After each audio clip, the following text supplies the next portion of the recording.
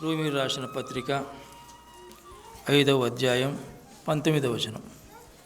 రోమీయులకు రాసిన పత్రిక 5వ అధ్యాయం 19వ వచనం. ఒక మనిషిని అవిధేయత వలన అనేకులు పాపులుగా ఎలాగూ చేయబడిరో అలాగే ఒకని విధేయత వలన అనేకులు నీతిమంతులుగా చేయబడుదురు. ఒక మనిషిని అవిధేయత వలన అనేకులు పాపులుగా ఎలాగూ చేయబడిరో అలాగే ఒకని విధేయత వలన అనేకు నీతిమంతులుగా చేయబడుదురని చెప్పి అపోస్తలుడైన పౌలు చెబుతున్నాడు. ఒక మనిషిని అవిధేయత వల్ల ఏమైనారు? అనేకులు పాపులుగా చేయబడ్డారు. ఒకని విధేయత వల్ల అనేకులు నీతిమంతులుగా చేయబడ్డారు. అవిధేయత ఏం చేస్తుంది? పాపిగా చేస్తుంది. అవిధేయత పాపం, విధేయత నీతిమంతుడు. అవిధేయులు అగ్నిగుండంలో పడవేయబడతారు, విధేయులు పరలోక రాజ్యంలో చేర్చబడతారు. మరి మనం అవిధేయులుగా జీవిస్తున్నామా, విధేయులుగా జీవిస్తున్నామా? ప్రభువుని నమ్మి కూడా ఎక్కువ మంది అవిధేయులుగా ఉంటున్నారు. అవిధేయత ఎక్కడ తీసుకుపోతుంది? అగ్నిగుండానికి తీసుకుపోతుంది. విధేయత మోక్షానికి చేరుస్తుంది. ఎవరు అవిధేయత వల్ల అనేకులు పాపులుగా చేయబడ్డారు? ఆదాము. దేవుడు మొదటగా కలుగజేసిన ఆదామే. సృష్టిలో మొదటిగా చేసింది మానవుణ్ణి చేశాడు. సమస్త సృష్టిని మాట మహత్తు చేత మొదట 5 దినాలు చేశాడు. మాట మహత్తు చేతనే, మాట యొక్క ప్రభావం చేతనే ఆకాశము, భూమి, సముద్రము అనే సమస్తము కలిగాయి. అయితే మానవుని మాత్రం నీలమంటితో తన రూపంగా చేశాడు. చేసి ఏం చేశాడు? జీవించు ప్రాణిగా చేశాడు. జీవించు ప్రాణిగా చేసిన మానవుని కోసం ఏదైనా ఒక తోట వేశాడు. ఆ తోటను సేద్యపరచడానికి ఆ మానవుణ్ణి ఆ తోటలో ఉంచాడు. సేద్యం చేయాలా? కాయాల తోటను. నేల నుండి ఆహారానికి మంచిది ప్రతి వృక్షాన్ని మొలిపించాడు. మొలిపించి ఆ తోటలో ఆదామును ఉంచాడు, తోటను కాయమని, సేద్యపరచమని. అయితే నరుడు ఒంటరిగా ఉండటం మంచిది కాదని ఆ ఆదాముకు గాఢ నిద్ర కలుగజేసి ప్రక్కటెముకను తీసి నారిగా చేశాడు. నరుడి నుండి చేసింది కాబట్టి నారి అయింది. వారు సిగ్గు ఎరుగక ఆ తోటలో ఉన్నారు. తలని పూట దేవునితో అనుదిన సహవాసం చేసేవారు. ఇట్లుండగా దేవుడు చేసిన సకల జంతువులలో సర్పము యుక్తిగలది. ఆ యుక్తిగల సర్పం ఆదాము లేనప్పుడు, స్త్రీ ఉన్నప్పుడు, అవ్వ ఉన్నప్పుడు ఆ తోటలోనికి ప్రవేశించింది. అవ్వ దగ్గరికి వచ్చి ఇది నిజమా అంటుంది, ఏం చెప్పకుండా. సాతాను స్వభావం, అదే యుక్తి అంటే. ఇది నిజమా అంది అని ఏమంటుంది? ఈ తోట చెట్లలో ఏ చెట్టు ఫలమైన తినకూడదని దేవుడు సెలవిచ్చాడని చెప్పింది. ఈ చెట్టు ఫలం తింటే చస్తావని చెప్పాడు దేవుడు. అంటే మీరు చావనే చావరంది, మీరు దేవదూతల మాదిరిగా అవుతారని ఆ సాతాను, ఆ యుక్తిగల సర్పం అవ్వతో చెప్పింది. అయితే దేవుని మాట వినకుండా ఏం చేసింది? ఈమె తిన్నది. దాన్ని బట్టి దేవుని మాట వినకపోవడమే అవిధేయత. అవిధేయతను బట్టి ఏమైంది? లోకములోనికి పాపము సంప్రాప్తమైంది, అనేకులు పాపులుగా చేయబడ్డారు. ఆదాము దేవుని మాట వినకుండా తినకూడని చెట్టు ఫలం తినడాన్ని బట్టి ఏమైంది? పాపం వచ్చింది. అదే ఇక్కడ చెబుతున్నాడు. ఒక మనిషిని అవిధేయత వలన అనేకులు పాపులుగా చేయబడ్డారు. ప్రపంచం యావత్తు పాపులుగా అయినారు. అయితే పాపం వల్ల వచ్చే జీతం ఏమిటి? మరణం. మనిషి చేసే ప్రతిదానికి కూలి ఉంది, జీతం ఉంది. ఈ పాపం చేయడాన్ని బట్టి పాపానికి ఏం కూలిస్తున్నాడు దేవుడు? అగ్నిగుండము ఇచ్చాడు. చెప్పాడు ఆ రోజే, ఈ చెట్టు ఫలము తింటే నిశ్చయంగా చస్తావని చెప్పినాడు. చావడం అంటే మరణం, అగ్నిగుండంలో పడతావని చెప్పాడు.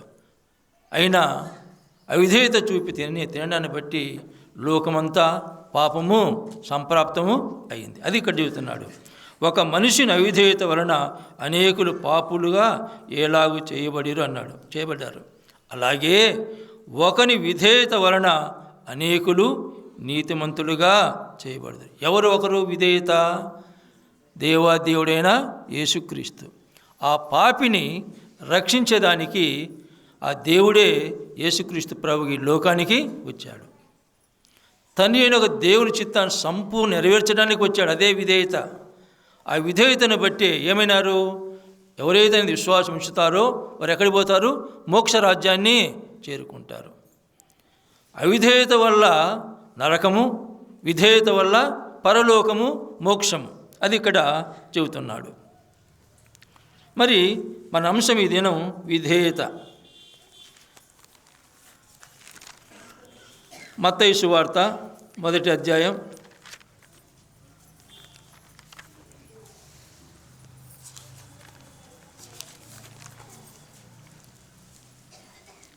18 వచనం నుండి చదువుతున్నాను. మత్తయి సువార్త 1వ అధ్యాయం 1వ వచనం నుండి చదువుతున్నా.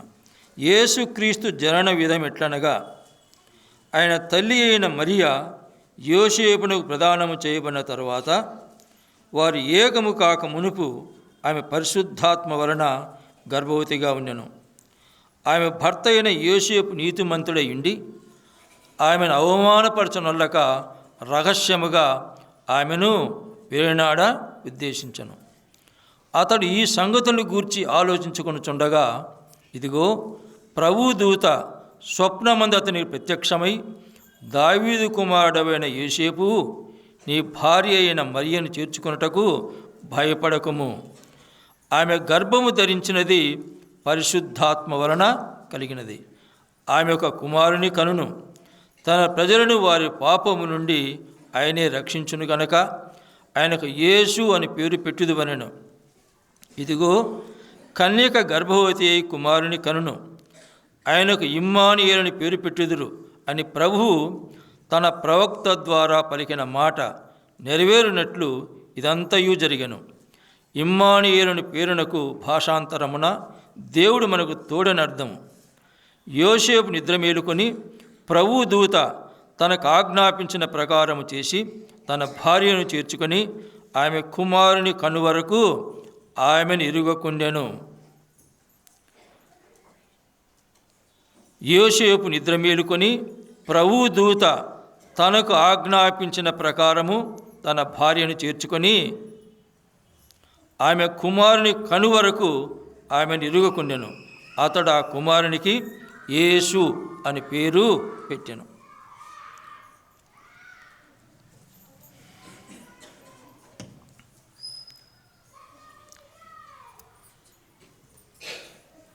ఇక్కడ యోసేపు మరియా కనిపిస్తున్నారు. యోసేపుకు మరియా ప్రదానము చేయబడింది, నిశ్చితార్థం చేశారు. అయితే వారిద్దరూ ఏకము కాక మునిపే ఏమేమైంది? గర్భవతిగా అయింది. గర్భవతి అనే విషయం ఎవరికి తెలిసింది? ప్రదానం చేయబడిన యోసేపుకు తెలిసింది. ఇక్కడ ఏమంటున్నాడు పరిశుద్ధాత్ముడు? ఆమె భర్త అయిన యోసేపు నీతిమంతుడు అంటున్నాడు. ఎందుకు నీతిమంతుడు తర్వాత మనకు అర్థమవుతుంది. యోసేపు నీతిమంతుడు కాబట్టి ఏం చేస్తున్నాడు?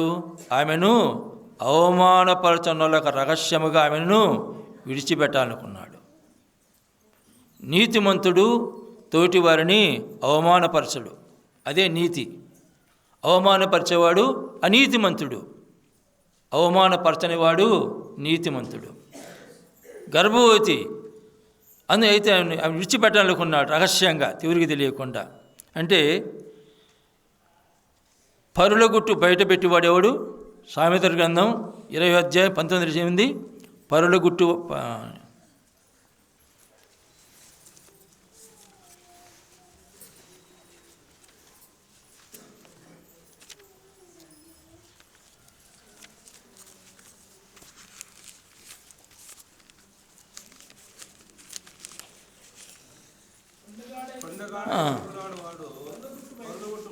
కొండెగాడంటే ఇక్కడున్న మాట అక్కడ, అక్కడున్న మాట ఇక్కడ. వాడేం చేస్తాడు? పరుల గుట్టు బయట పెడతాడు. అయితే నీతిమంతుడు కాబట్టి ఆమె గర్భవతి అనే విషయం తెలుసుకున్నాడు. అవమానపరచకుండా రహస్యంగా ఆమె విడిచిపెట్టాలని చెప్పి ఉద్దేశించాడు. అది నీతిమంతుని యొక్క లక్షణం. అతడు ఈ సంగతులను గూర్చి ఆలోచించుకొనుచుండగా, అంటే అర్థం ఏమిటి? ఆలోచించుకొనుచుండగా అంటే ప్రార్థన చేస్తున్నాడు. దేవా, నాకు ఈమెను ప్రదానం చేశావు, అయితే ఈమె గర్భవతి అయింది, మరి ఈమెనేమి చేయాలా అని చెప్పి ప్రార్థన చేస్తే, ఇదిగో ప్రభువు తనకి ప్రత్యక్షమై వెంటనే దేవుడు ఏం చేశాడు? జవాబు చెబుతున్నాడు. ఏం చేయాలి ప్రభు ఈమెనని. మనం కూడా ఏదైనా ఒక కార్యం చేయాలంటే ప్రార్థన చేసుకోవాలి. ప్రార్థన చేసుకోకపోతే ఏమవుతుంది? అనాలోచితంగా చేసినట్లు అవుతుంది. అనాలోచితంగా మాట్లాడటం అంటే అర్థం ఏంటి? ప్రార్థన చేసుకోకుండా నోటికి వచ్చినట్టు మాట్లాడటం. అనాలోచితంగా కార్యాలు చేయడం అంటే ప్రార్థన చేయకుండా మన ఇష్టానుసారంగా పనులు చేయడం. అయితే ఈ యోసేపు నీతిమంతుడు కాబట్టి ఈమె గర్భవతి అయింది, ఏం చేయాలా ప్రభు అని ప్రార్థన చేస్తే ఏం చేస్తున్నాడు? ప్రభువే స్వప్నములో యోసేపుకు జవాబు చెబుతున్నాడు. ఏమని చెబుతున్నాడు? దావీదు కుమారుడైన యోసేపు, నీ భార్య అయిన మరియను చేర్చుకొనుటకు భయపడకము అంటున్నాడు. ఆమె నీ భార్య అయితే ఆమె గర్భవతి అయిందని చెప్పి నీ విడిచిపెడతావేమో, చేర్చుకొనుటకు లోకానికి భయపడొద్దు అంటున్నాడు. లోకము పలుకాకులు, ఈ పలుకాకులు కూస్తూనే ఉంటాయి. అయితే వాళ్ళకు నీవు భయపడవద్దు, ఆమె చేర్చుకో అని చెప్పి ఆ స్వప్నములో ఆ దేవుని దూత యోసేపుతో మాట్లాడుతున్నాడు. ఆమె గర్భము ధరించినది పరిశుద్ధాత్మ వలన కలిగినది. నువ్వు పొరపాడుతాను, ఆమె గర్భం ధరించింది పరిశుద్ధాత్మని వల్ల గర్భం ధరించింది, మరొక పురుషుని వల్ల కాదు అని చెప్పి ఆ దూత మరియతో జవాబు చెప్పాడు. ఇంకేం చెబుతున్నాడు దూత? ఆమె ఒక కుమారుని కంటుంది, తన ప్రజలను వారి పాపము నుండి ఆయనే రక్షించును కనుక ఆయనకు యేసు అని పేరు పెట్టుదువనెను. ఆమె కుమారుని కంటుంది. తన ప్రజలు, మనమందరం కూడా, మనమే కాదు, ప్రపంచంలోని ప్రజలందరూ కూడా దేవుని ప్రజలే. ఆ ప్రజలను వారి పాపం రక్షించడానికే యేసుక్రీస్తు ప్రభువు ఈ లోకానికి వస్తున్నాడు. అందుకే ఆయనకు యేసు అని పేరు. యేసు అంటే రక్షకుడు, అగ్నిగుండం నుండి తప్పించి కాపాడేవాడు అని పేరు పెట్టమని చెప్పి ముందే చెబుతున్నాడు అని చెప్పి యెషయా ప్రవక్త ద్వారా యేసుక్రీస్తు ప్రభు ఈ లోకానికి పుట్టక మునిపే, అంటే 730 సంవత్సరాల ముందే యెషయా ప్రవక్త ద్వారా దేవుడు పలికించాడు. ఏం పలికించాడు? కన్యక గర్భవతి కుమారుని కంటుంది అని యెషయా ద్వారా యేసుక్రీస్తు ప్రభు పుట్టుకకు మునిపే 730 సంవత్సరాల ముందే ఈ ప్రవచనం వ్రాయబడింది. ఏది? కన్యక. కన్యక అంటే పురుషుని ఎరుగనిది. పురుషుని ఎరుగని స్త్రీ ఒక కుమారుని కంటుంది అన్నది. ఎవరామె? ఈ మరియే. అది ఇక్కడ చెబుతున్నాడు. ఆ ప్రవక్త ద్వారా పలికిన మాట నెరవేరడానికే ఇదంతా జరుగుతుంది అని చెప్పి చెబుతున్నాడు. 24వ వచనం, యోసేపు నిద్ర మేలుకొని ప్రభువు దూత తనకు ఆజ్ఞాపించిన ప్రకారము చేసి. అంటే అర్థం ఏంటి? ఏం చెప్పాడు ప్రభు దూత? ఆమెను చేర్చుకొనుటకు భయపడవద్దు, ఆమెను విననాడవద్దు అన్నాడు. అందువల్ల ప్రభు దూత ఆజ్ఞాపించిన ప్రకారం తన భార్యను చేర్చుకున్నాడు. అంతేకాదు, ఆమె కుమారుని కనేంత వరకు కూడా ఆమెను ఎరుగక ఉన్నాడు. ఆమె జోలికి కూడా పోలే. ఇదే పవిత్రత. యేసుక్రీస్తు ప్రభు పరిశుద్ధునిగా జన్మించాలంటే ఆమె ఎరుగకుండా వాళ్ళ. ఎవరు? యోసేపు. అందువల్ల ఆ పరిశుద్ధునిగా జన్మించడానికి ఎవరు కారకుడు? యోసేపు, నీతిమంతుడు. అందువల్ల యోసేపు దేవుని మాటకు విధేయత చూపాడు. ఆ విధేయతను బట్టి ఏమైనాడు? యేసుక్రీస్తు ప్రభు కన్యక ద్వారా పరిశుద్ధునిగా ఈ లోకానికి జన్మించాడు. మనకి ఇక్కడ యోసేపు యొక్క విధేయత కనిపిస్తుంది. యోసేపు అవిధేయుడై కూడుంటే ఏమవుతుంది? అపవిత్రుడైపోతాడు. అందువల్ల ఎరుగక ఉన్నాడు. అది ఇక్కడ చెబుతున్నాడు. ఆమె కుమారుని కను వరకు ఆమెను ఎరుగకుండెను. అంతేకాదు, అతడు ఆ కుమారుని యేసు అని పేరు పెట్టాడు. ఎందుకు? దేవుని దూత చెప్పినట్లుగా పేరు కూడా పెట్టాడు. యోసేపు నీతిమంతుడు కాబట్టి తన భార్య గర్భవతి తెలిసిన కూడా అవమానపరచకుండా రహస్యంగా విన్నాడాలని చెప్పి ప్రార్థన చేస్తున్నప్పుడు దూత కలలో కనిపించి, దావీదు కుమారుడు యోసేపు, నీ భార్యను చేర్చుకోవటకు భయపడవద్దు. ఎందుకు? లోకం పలు కాకులు. ఆమె గర్భం ధరించింది పరిశుద్ధాత్మని వల్ల. కాబట్టి ఎందుకు వస్తున్నాడు ఆయన? తన ప్రజలను వారి పాపం రక్షించడానికే ఆయన ఈ లోకానికి వస్తున్నాడు. కాబట్టి నీవు ఆమెను చేర్చుకు భయపడవద్దు అని చెప్తే ఆ మాట ప్రకారం ఆమె చేర్చుకున్నాడు. కుమారుని కనే వరకు ఆ యోసేపు ఆమెను ఎరుగక ఉన్నాడు. ఎరుగకపోని బట్టే ఆ దేవాదేవుని యేసుక్రీస్తు ప్రభు పరిశుద్ధునిగా ఈ లోకములో కన్యకకు పుట్టాడు. అది యోసేపు యొక్క విధేయత మనకి ఇక్కడ కనిపిస్తుంది.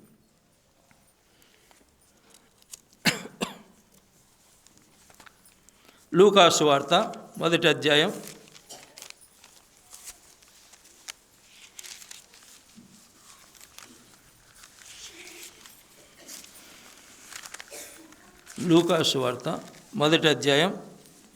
26వ వచనం చదువుతున్నా.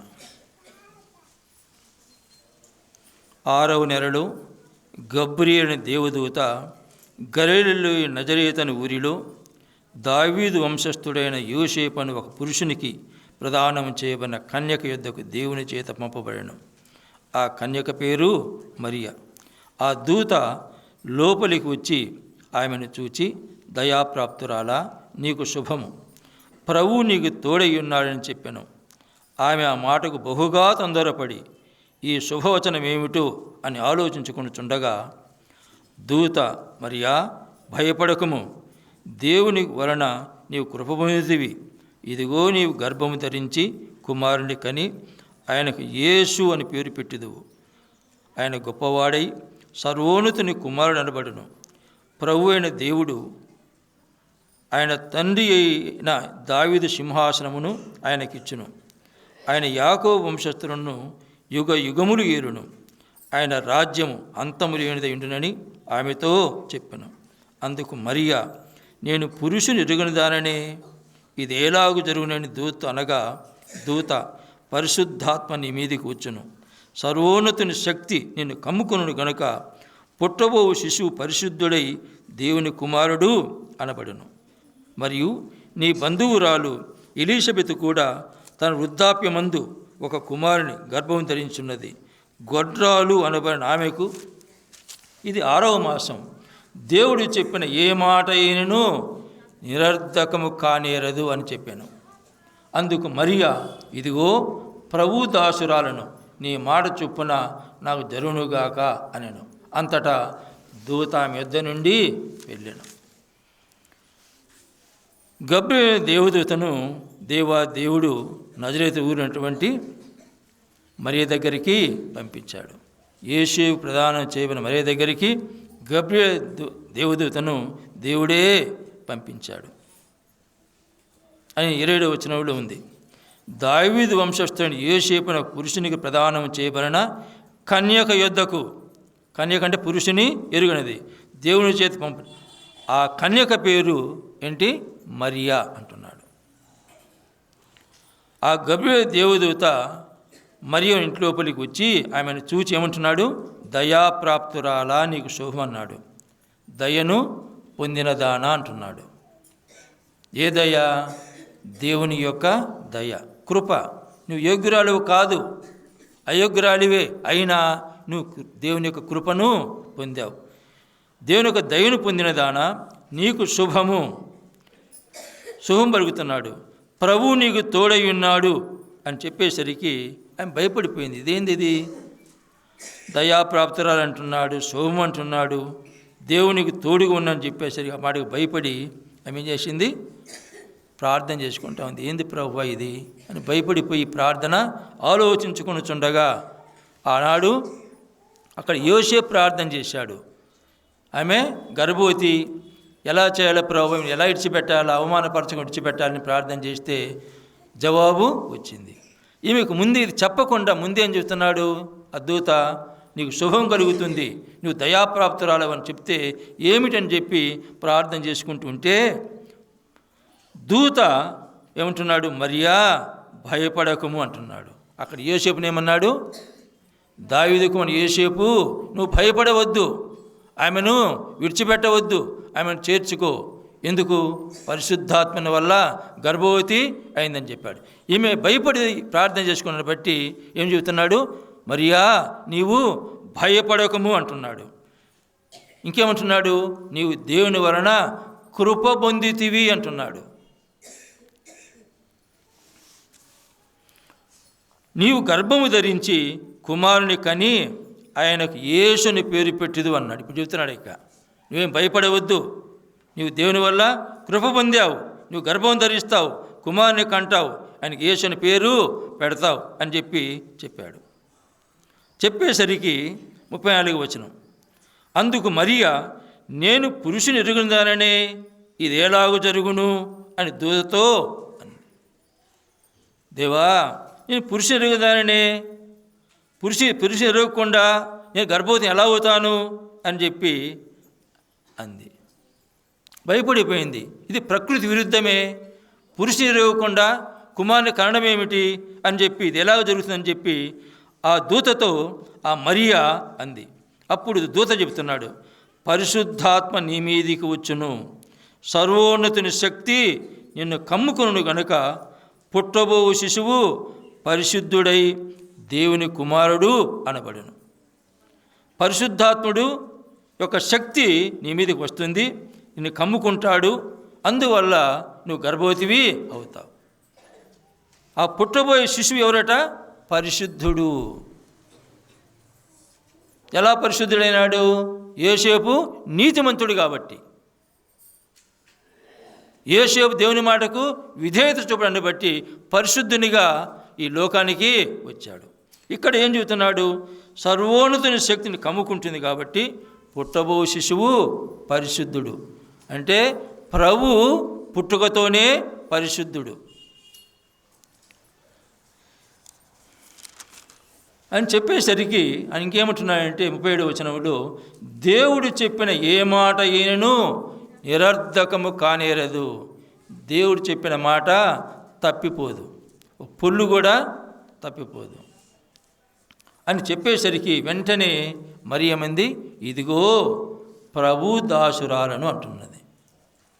వెంటనే ప్రభు మాటకి ఏమింది? విధేయత చూపుతుంది.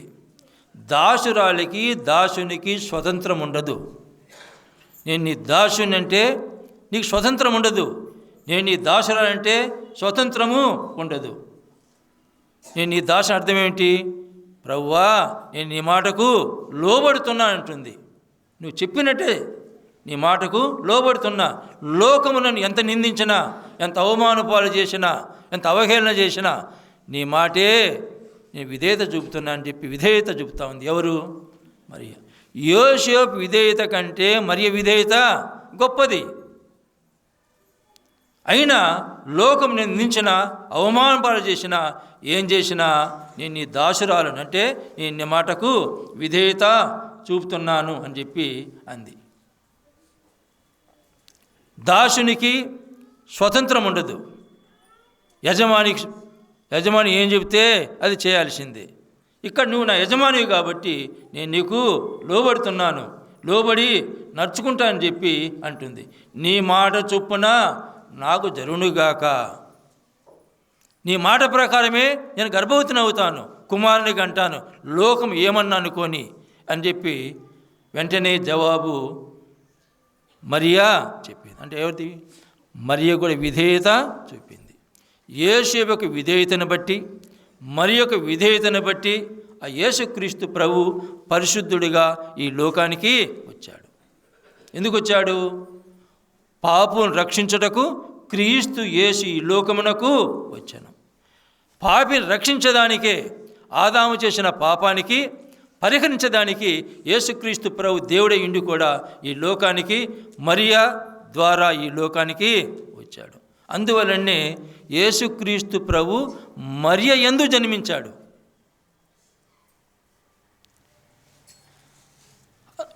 ఇక్కడ మరియా విధేయత మనకు కనిపిస్తుంది. సంపూర్ణ విధేయత యేసపు విధేయత, మరియ విధేయత కనిపించింది.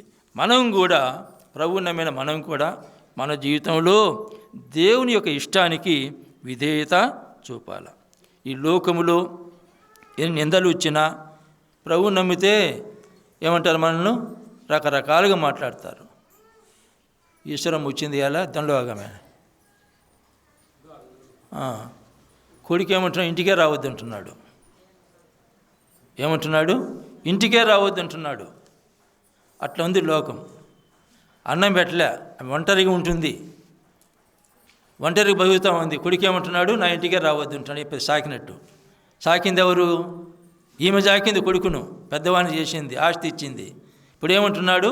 వాళ్ళ ఆస్తి తింటా, నా ఇంటికే రావద్దు అంటున్నాడు. ఇవన్నీ అయినా ప్రభు ముఖ్యం, కానీ వీళ్లకు ఎవరికి భయపడాల్సిన అవసరము అదే మనం చేయాల్సింది. మనం కూడా మన జీవితాల్లో దేవునికి ఇష్టానికి విధేయత చూపాలి. ప్రభువు నమ్మడాన్ని బట్టి మనకు శ్రమలు వస్తాయి, నిందలు వస్తాయి. అయినా మనం భయపడకుండా ఉన్నట్లయితే ఏం చేస్తాడు? చివరకు మనం హెచ్చిస్తాడు. తను తాను తగ్గించుకునేవాడు హెచ్చింపబడతాడు. వీటన్నిటికీ మనం ఆటుపోటుకు ఎదురుగా నిలబడితే ఏమవుతుంది? హెచ్చించేవాడు ఆయన. కాబట్టి ప్రభువుని నమ్మిన మనం కూడా యోసేపు నిందలకు భయపడలే, విధేయత చూపాడు. మరియా ఏ నిందలకు భయపడకుండా యోసేపు కంటే ఇంకా విధేయతను చూపింది.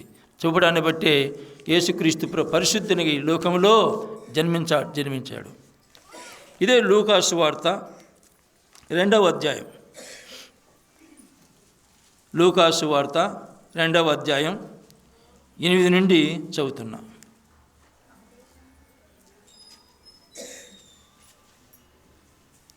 ఆ దేశములో కొందరు గొర్రెల కాపరులు పొలములో ఉండి రాత్రి వేళ తాము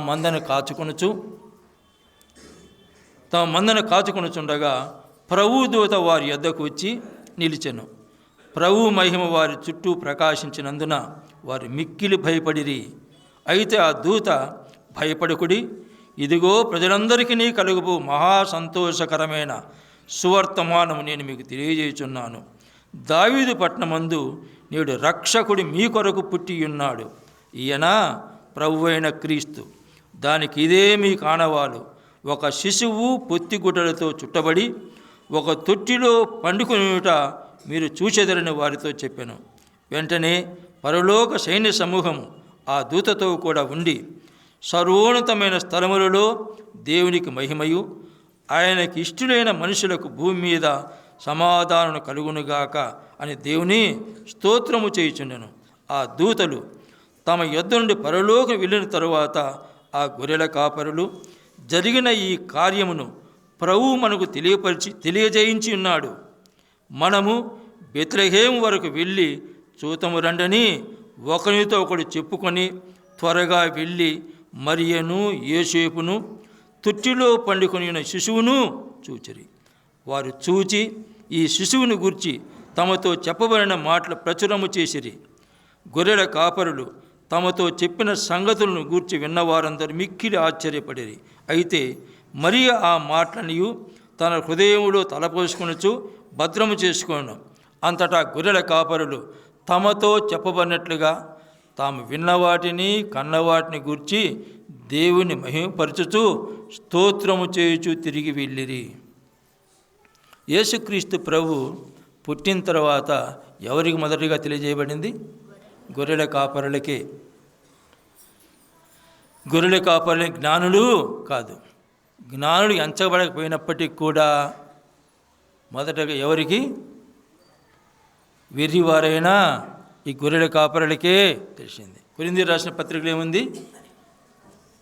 కొరింథీయులకు రాసిన మొదటి పత్రిక 1వ అధ్యాయంలో చూడండి.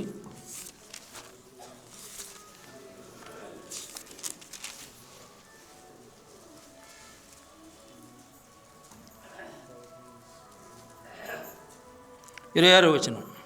సహోదరులారా, మిమ్మును పిలిచిన పిలుపును చూడుడి. మీలో లోకరీతిని జ్ఞానులైనను ఘనులైనను గొప్ప వంశం వారైనను పిలువబడలేదు. గొప్పవారిని పిలవలే ప్రభు. ఎవరిని పిలిచాడు? మొదటగా ఈ గొర్రెలు కాసే ఈ కాపరులకు జ్ఞానులు కాకపోయినప్పటికీ కూడా దేవుని యొక్క వర్తమానం అందింది. దేవుని యొక్క యేసుక్రీస్తు యొక్క సువర్తమానం, పుట్టుక వర్తమానం ఎవరికి అందింది? మొదట గొర్రెల కాపరులకే అందింది. అందితే వాళ్ళు ఏం చేస్తున్నారు? 15వ వచనంలో ఈ జరిగిన ఈ కార్యమును ప్రభువు మనకు తెలియజేయించి ఉన్నాడు. ఏమని గ్రహించారు వాళ్ళు? ప్రభువే ఈ కార్యాన్ని, ఈ పనిని మనకు తెలియజేయించాడు. ఎవరి ద్వారా? దూత ద్వారా. కాబట్టి ఏం చేద్దాం అనుకున్నారు? మనము బెత్లెహేం వరకు వెళ్ళి తొట్టిలో పడుకునేటువంటి ఆ శిశువును చూద్దాం అనుకున్నారు. వెళ్ళేసరికి ఎక్కడున్నాడు ప్రభు? తొట్టిలు నిజంగా పొత్తిగుడలు చుట్టబడి తొట్టిలో పడుకోబడి ఉన్నాడు. మరియను చూశారు, యోసేపును చూశారు, తొట్టిలో పడుకునే శిశువును చూశారు. కాబట్టి చూసిన వారు మగవాళ్ళ మాదిరిగా పోయినారా? 10 మందికి తెలియజెప్పారు. మనం కూడా చూసిన విషయాన్ని, గ్రహించిన విషయాన్ని 10 మందితో పంచుకోవాలా, పరిచయం చేయాలా. వీళ్ళు పరిచయం చేస్తున్నారు. అందుకని 20 వచనం చూడండి. అంతటో ఆ గొర్రెల కాపరులు తమతో చెప్పబడినట్టుగా తాము విన్నవాటిని కన్నవాటిని గూర్చి విన్నారు. ఏమని విన్నారు? ఆ బెత్లెహేములో ఒక కుమారుడు శిశువు పుట్టాడు. ఎవరైనా? దావీదు నేడు రక్షకుడు మీ కొరకు పుట్టి ఉన్నాడు. మీ కొరకు, ప్రజలందరి కోసం పుట్టాడు ఆయన. అది సంతోషకరమైన శుభవార్తం. యేసుక్రీస్తు పుట్టుకే మంచి సువార్త. మీ కొరకే పుట్టాడు. దేని కొరకు పుట్టాడు? పాపిని అగ్నిగుణంలో పడకుండా తప్పించేదానికి ఈ లోకానికి వచ్చాడు అని ఆ సువర్తమానం మొదటగా ఎవరికి తెలిసింది? గొర్రెల కాపరులకు తెలిసింది. అయితే ఆ వర్తమానికి వారు ఏం చెప్పారు? లోబడ్డారు. విధేయత చూపి దేవుడే తెలియజెప్పారని చెప్పి ఎక్కడికి పోయినారు? బెత్లెహేముకు వెళ్ళారు. వెళితే ఏమన్నాడు? పశువుల తొట్టిలో పరువును బట్టి ఉన్నారు. అందువల్ల ఆ గొర్రెల కాపు తమతో చెప్పనట్లుగా తాము విన్నవాటిని విన్నారు. తర్వాత ఏం చేశారు? వచ్చేసారు, కన్నవాటిని చూశారు. దాని గురించి విన్న మాటలను చూసినవి వారు ఏం చేస్తున్నారు? దేవుని మహింపరచుచు స్తోత్రము చేయుచు తిరిగి వెళ్ళిరి. దేవుని మహింపరిచారు, ప్రభువును స్తుతించినారు. మనం కూడా దేవుని యొక్క వాక్యాన్ని వింటున్నాం, చూస్తున్నాం. మనం కూడా ఏం చేయాలా? 10 మందికి ప్రభుని గురించి పరిచయం చేయాలా, ప్రభుని గురించి తెలియజెప్పేవారముగా ఉండాలి. అదే విధేయత చూపడం. ఇక్కడ గొర్రెల కాపరులు కూడా విధేయత చూశారు. విధేయత చూపి ఎక్కడికి పోయినారు? బెత్లెహేం వెళ్ళారు. తొట్టిలో పడబెట్టినటువంటి శిశువును చూశారు. చూసిన విషయాన్ని మోగవాళ్ళ మాదిరి పోకుండా 10 మందికి తాము విన్నవాటిని కన్నవాటిని గురించి చెప్పారు. అంటే ఈ గొర్రెల కాపరులు కూడా విధేయత చూపారు.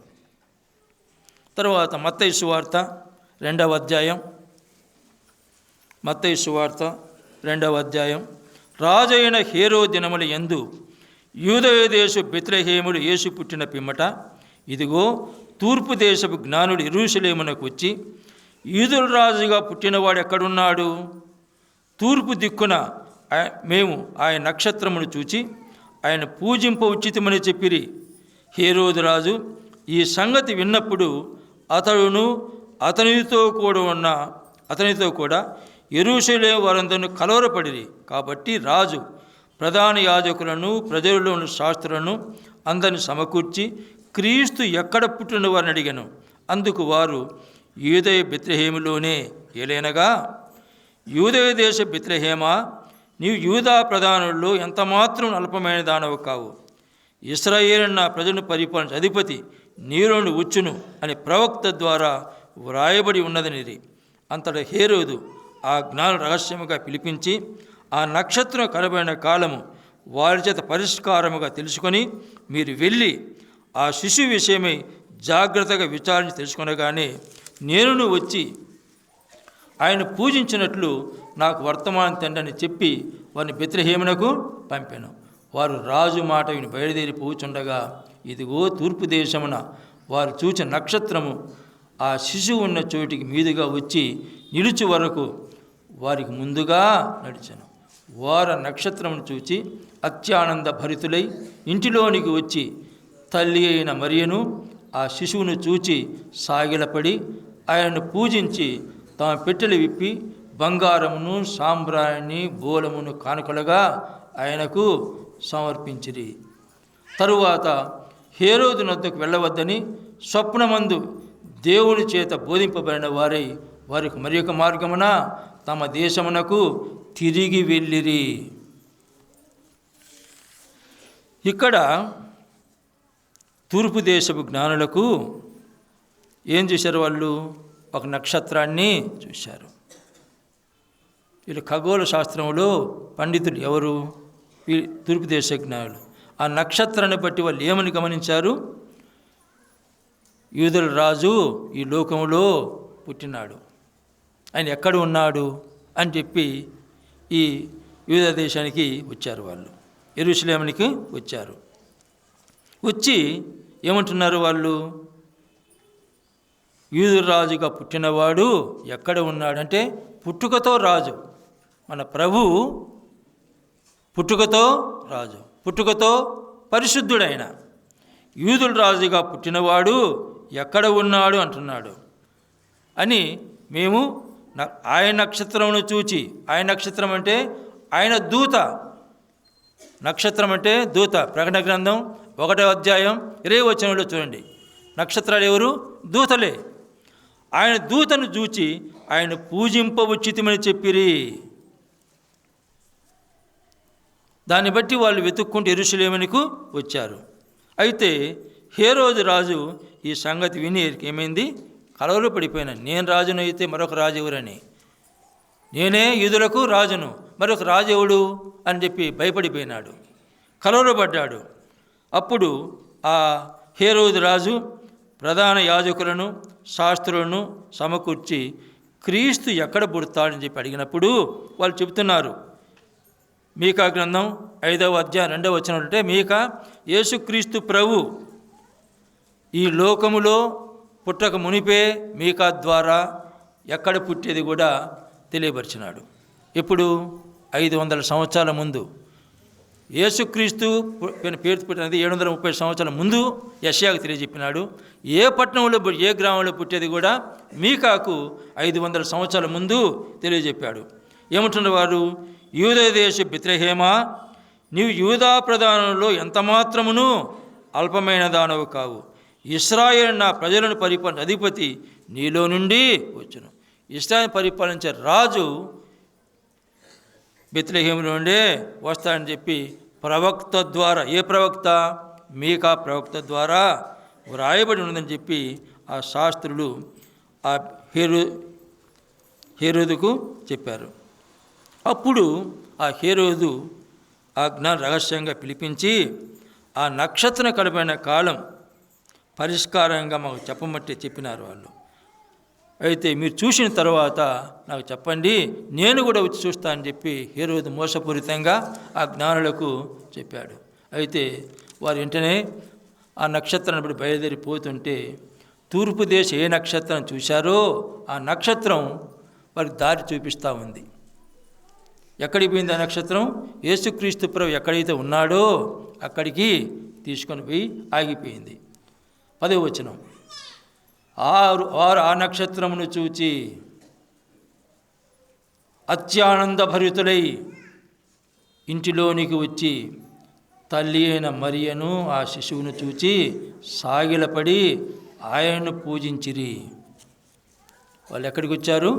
ఎలా వచ్చారు? యేసుక్రీస్తు ప్రభువున్న చోటికి అత్యానంద భరితులై వచ్చారు. మనం ఎలా వస్తున్నాం చెప్పండి మందిరానికి? మనం కూడా ఈ ఉదయం పూట ప్రభువును పూజించడానికే, ఆరాధించడానికే వచ్చాం. ఎలా వస్తున్నాం? అత్యానంద భరితులై వస్తున్నామా?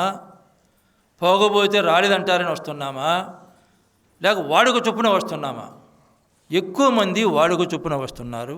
కొంతమంది రాకపోతే అడుగుతారేమో, నువ్వు బాప్తిసం తీసుకున్నావు రాలేదంటారేమో వచ్చేవాళ్ళు ఉన్నారు. వీళ్ళు ఏం చేస్తున్నారు? అత్యానంద భరితులై ఇంటిలోనికి వచ్చారు. మనం కూడా దేవుని ఇంటిలోనికి అత్యానంద భరితులముగా సంతోషముతో ఉత్సాహగానం చేస్తూ ప్రభు సన్నిధికి రావాలి. వచ్చి ఏం చేస్తున్నారు? వాళ్ళు తల్లి అయిన మరియను ఆ శిశువును చూశారు. చూచి సాగిలపడి ఆయన్ని పూజించిరి. ఎవరిని పూజించారు వారు? ప్రభువును, శిశువును.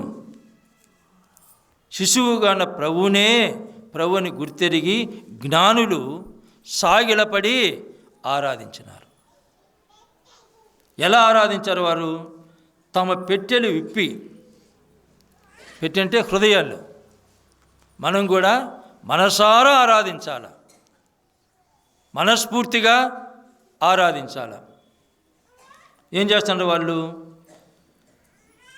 తమ బంగారమును, సాంబ్రాణి, బూలమును కానుకలుగా ఆయనకు సమర్పించిరి. ఆ జ్ఞానులు తమ విధేయతను బట్టి ఆ ఇంట్లో సంతోషంగా ప్రవేశించారు. బంగారు ఏం సూచిస్తుంది? పరిశుద్ధుడైన దేవుడని, క్రీస్తు పరిశుద్ధుడైన దేవుడని గ్రహించారు. సాంబ్రాణి ఏంది? మామూలుగా యాజకుడని, ప్రధాన యాజకుడని. బోలము లోక రక్షకుడని గ్రహించారు. మనం కూడా ప్రభువును ఆరాధించే మనము కూడా మన ప్రభు పరిశుద్ధ దేవుడిని ఎరగాల. ఎరగకుండా ఆరాధించేది ఆరాధనే కాదు, అది విగ్రహారాధనే. ఎరిగిన ప్రభువును ఆరాధించాలి కానీ తెలియని ప్రభువును ఆరాధించకూడదు. ఎంతమంది ఎరిగి ఆరాధిస్తున్నాం? వీళ్ళు ఎరిగిన శిశువునే ఈ జ్ఞానం ఏమని ఎరిగినారు? ఈయన పరిశుద్ధుడైన దేవుడిని ఎరిగి ఆరాధిస్తున్నారు. ఈయన లోక రక్షకుడని ఎరిగి ఆరాధిస్తున్నారు. ఈయన ప్రధాన యాజకుడని ఎరిగి ఆరాధిస్తున్నారు. ప్రభువుని నమ్మిన మనం కూడా ఈ ఉదయం ఎరిగి ఆరాధించాల. నేను పూజించే దేవుడు లోకరక్షకుడు, నేను పూజించే దేవుడు ప్రధాన యాజకుడు, ఈయన పరిశుద్ధుడైన దేవుడు, నా నరకములో పడకుండా తప్పించిన దేవుడు, నా కోసం ప్రాణం పెట్టిన దేవుడు అని చెప్పి ఎరిగి ఆయన ఆరాధించాలి. వీళ్ళు ఎరిగి కూడా ఆ శిశువును వారు ఆరాధించారు. అంటే జ్ఞానులు కూడా విధేయత చెప్పారు. దేవుని దూత చెప్పి నక్షత్రం ఏమని చెప్పింది? ఈదుల రాజుగా పుడుతున్నాడని. విధేయత చూపి వచ్చారు, పూజించారు, ఆరాధన చేశారు. ఎవరెవరు విధేయత చూపారు? మొదట యోసేపు విధేయత చూపాడు, తర్వాత మరియా అంతకంటే విధేయతను చూపింది. దాన్ని బట్టి ప్రభు పరిశుద్ధునిగా ఈ లోకంలో జన్మించాడు. గొర్రెలకు జ్ఞానం లేనటువంటి వారికి కూడా చెప్పాడు శుభవర్తమానాన్ని. నేడు లోకరక్షకుడు ఈ లోకంలో పుట్టాడు. ఆ వర్తమానం ప్రకారం దేవుడు మనకు తెలియజెప్పని చెప్పి వెతుక్కుంటూ వెళ్ళి చూశారు, విన్నారు, చూశారు. దాన్ని ఏం చేశారు? మళ్ళీ వాళ్ళు 10 మందికి తెలియపరిచారు. దేవుని స్తుతిస్తూ మహింపరుస్తూ వెళ్ళారు. తరువాత జ్ఞానులు కూడా ఆ నక్షత్రానికి లోబడి విధేయత చూపి అక్కడికి వచ్చారు, ప్రభువును చూశారు. ప్రభువును లోకరక్షకుడని, ప్రధాన యాజకుడని, పరిశుద్ధ దేవుని ఎరిగి ఆరాధించారు. వీళ్ళు కూడా విధేయత చూపారు. మరి అన్నిటికంటే విధేయత ఎవరు చూపారు? యేసుక్రీస్తు ప్రభువు చూశాడు. అది కూడా చూద్దాం.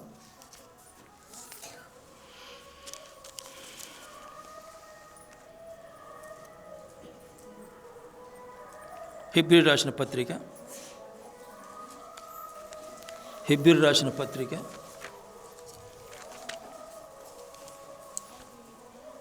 10వ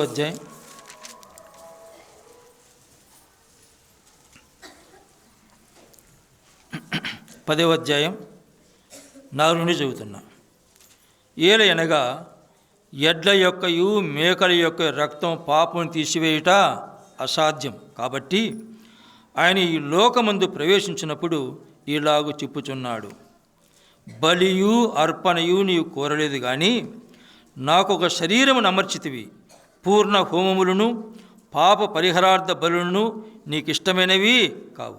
అప్పుడు నేను గ్రంథపు చుట్టలో నన్ను గూర్చి వ్రాయబడి ఉన్న ప్రకారము, దేవా నీ చిత్తం నెరవేర్చుటకు ఇదిగో నేను వచ్చి ఉన్నానంటిని. బలులు అర్పణలు పూర్ణ హోమములు పాప పరిహారార్థ బలులను నీవు కోరలేదనియు అవి నీకు ఇష్టమైనవి కావనియు పైన చెప్పిన తర్వాత ఆయన నీ చిత్తం నెరవేర్చుటకు ఇదిగో నేను వచ్చి ఉన్నానని చెప్పుచున్నాడు. ఇదిగో నీ చిత్తం నెరవేర్చుటకు నేను వచ్చి ఉన్నాను అంటున్నాడు. ఇక్కడ ఈ 10వ అధ్యాయం 4వ వచనం ఏంటంటే, రక్తము చిందించబడకుండా పాపక్షాపణ కలగదని ధర్మశాస్త్రం చెబుతూ ఉంది. అయితే ఎడ్ల యొక్కయు మేకల యొక్క రక్తం పాపం తీసివేయడము అసాధ్యం. మరి ఏ రక్తం కావాలా? పరిశుద్ధుని యొక్క రక్తం కావాలి. పరిశుద్ధుడు ఎవరు? దేవుడే పరిశుద్ధుడు. అందువల్ల ఏమంటున్నాడు? గ్రంథపు చుట్టలో నన్ను గూర్చి వ్రాయబడిన ప్రకారం. ఏ గ్రంథం అది? యెషయా గ్రంథంలో, మీకా గ్రంథంలో వ్రాయబడిన ప్రకారం. యెషయా ఏం చెప్పింది? కన్యక గర్భవతి కుమారుని కంటాడు. మీకేం చెప్తున్నాడు? బెత్లెహేములో యేసు ప్రభు పుడతాడు. ఆ మాటల ప్రకారం, నన్ను గురించి వ్రాయబడిన ప్రకారం, దేవా నీ చిత్తం నెరవేర్చుటకు నేను వచ్చాను. ఎందుకు వచ్చాడు ఈ లోకానికి యేసుక్రీస్తు ప్రభు? దేవుని యొక్క ఇష్టాన్ని సంపూర్ణంగా నెరవేర్చడానికే వచ్చాడు.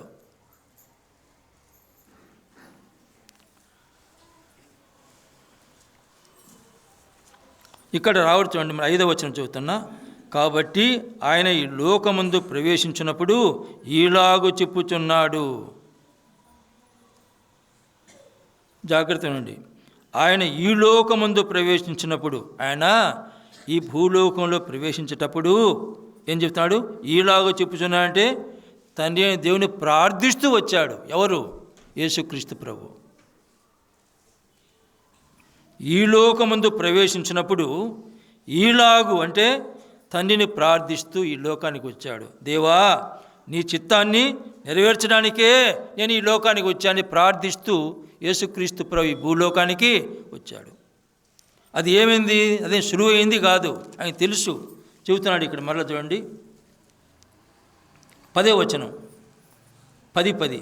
యేసుక్రీస్తు యొక్క శరీరం ఒక్కసారి అర్పింపబడట చేత ఆ చిత్తమును బట్టి మనం పరిశుద్ధపరచబడి ఉన్నాం.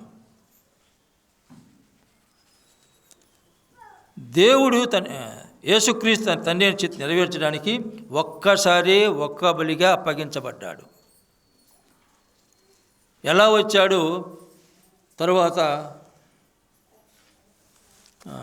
ఫిలిప్పీ రాసిన పత్రిక ఆరాధన కూడా విన్నాం, మళ్ళీ ఇది కూడా చదువుకుందాం. ఫిలిప్పీ రాసిన పత్రిక 2వ అధ్యాయం 6ను చదువుతున్నా. ఆయన దేవుని స్వరూపం కలిగిన వాడయుండి దేవునితో సమానముగా ఉంటే విడిచిపెట్టకుండా భాగ్యమని ఎంచుకొనలేదు. మనుషుల పోలికగా పుట్టి దాసుని స్వరూపం ధరించుకొని తన్ను తానే రిక్తునిగా చేసుకొను. యేసుక్రీస్తు ఎవరు? దేవుని స్వరూపము కలిగినవాడు. దేవుని స్వరం ఎలాంటిది? అదృశ్య దేవుని స్వరూపమని ఆరాధనలో విన్నాం. మరి ఇక్కడ ఏమిటి వాక్యము? దేవుడు ఆత్మస్వరూపి, ప్రేమస్వరూపి, మహిమ స్వరూపి. ఆయన స్వరూపం ఏంటి? దేవుని యొక్క స్వరూపము మహిమ, ప్రేమ, ఆత్మ. ఆయన అది అయితే ఆ స్వరూపం కలిగిన వాడేండి కూడా కలిగినవాడు. అంతేకాదు, రెండవది ఏంది? దేవునితో సమానమైన వాడు. దేవుడు, క్రీస్తు ప్రభు, పరిశుద్ధాత్మ ఒక్కరే. అందువల్ల ఇది చెబుతున్నాడు, దేవుని స్వరూపం కలిగిన వాడు. అంతేకాదు, దేవునితో సమానముగా ఉన్నటువంటి వాడు కూడా అది భాగ్యమని ఎంచుకొనకుండా దేవుని యొక్క ఇష్టాన్ని సంపూర్ణ నెరవేర్చడానికే యేసుక్రీస్తు ప్రభు విధేయతతో ఈ లోకానికి వచ్చాడు. వచ్చి ఏం చేస్తున్నాడట? శిలువ మరణము పొందాడు. శిలువ పని విధేయత. విధేయత అంటే ఏమిటి? శిలువ ఆ మరణం అనుభవించడానికి కూడా విధేయత చూపి లోకానికి వచ్చాడు. శిలువ మరణము సామాన్యమైంది, ఘోరాతి ఘోరమైన శిక్ష. బలి అంటే ఒక్క ఏడు కొడితే నరికేస్తారు, ఆ బలి కాదు. ఈయన శిలువ మరణం పొందాడు. ఉదయం 9 గంటల నుంచి సాయంత్రం 3 గంటల వరకు కూడా ఆ శిలువ మీద భూమి ఆకాశ మధ్యమున వేలాడబడ్డాడు.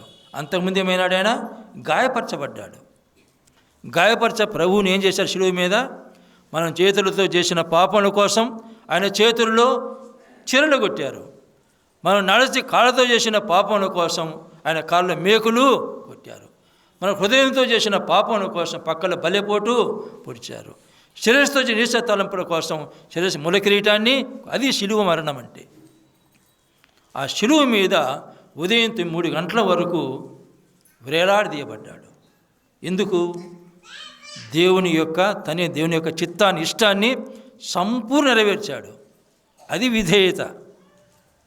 వీరన్నిటికంటే యేసుక్రీస్తు విధేయత గొప్పది. ఏం చేశాడు ఆయన? తండ్రి, వీరేమి చేయుచున్నారో వీరు ఎరుగరు, వీరిని క్షమించుడి అన్నాడు. క్షమించే ఆ టైంలో కూడా క్షమించే క్షమాగుణం కలిగినాడు వాడు. గట్టి కేకలు వేసి తండ్రి అయిన దేవునికి తన ఆత్మను అప్పగించాడు. మరణించాడు, సమాధి చేయబడ్డాడు, తిరిగి లేచాడు. లేచి 40 దినాలు శిష్యులతో ఉన్నాడు. శిష్యులు చూస్తుండగానే పరలోకానికి వెళ్ళాడు. వెళుతూ దూత ఏం చెబుతుంది? ఏ రకంగా పరలోకానికి వెళుతున్నాడు, తిరిగి అదే రకంగా ఈ భూమి మీదకి వస్తాడని చెప్పాడు. వీరన్నిటి యోసేపు విధేయత కంటే, మరియ విధేయత కంటే, గొర్రె కాపరి విధేయత కంటే, జ్ఞాని విధేయత కంటే ఎవరి విధేయత గొప్పది? ప్రభువైన యేసుక్రీస్తు విధేయతే గొప్పది. ఎందుకు? లోక మానవాళిని అగ్నిగుండములు పడకుండా కాపాడేదానికి. అదే ఇక్కడ రోమీ రాసిన పత్రికలో రాయబడింది. ఒక అవిధేయత ఏం చేసింది? నరకానికి తీసుకుపోతుంది. ఏది? ఆదాము అవిధేయత. అయితే ఈయన విధేయత ఎక్కడ చేరుస్తుంది? పరలోకానికి, మోక్షరాజ్యానికి. కనుక ప్రభువుని నమ్మిన మనం కూడా ఆ మోక్షరాజ్యంలో చేరాలంటే, ఆ మోక్షరాజ్యంలో మనకు బహుమతులు కావాలంటే ఈ లోకంలో ఆయన ఇష్టానికి సంపూర్ణ లోబడి విధేయత చూపి అనుసరించాలి. అదే మనం చేయవలసిన ముఖ్యమైన విషయం. మనం నీతిమంతులుగా చేయబడిన మనము మన అవయవాలను, అది చూద్దాం. రోమీ రాసిన పత్రిక చివరికి వాక్యం చదువుకొని ముగించుకుందాం.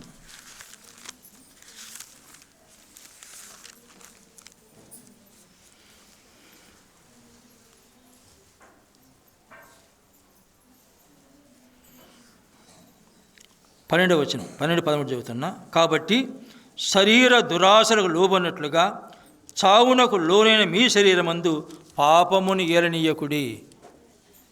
ప్రభువు నమ్మిన మనము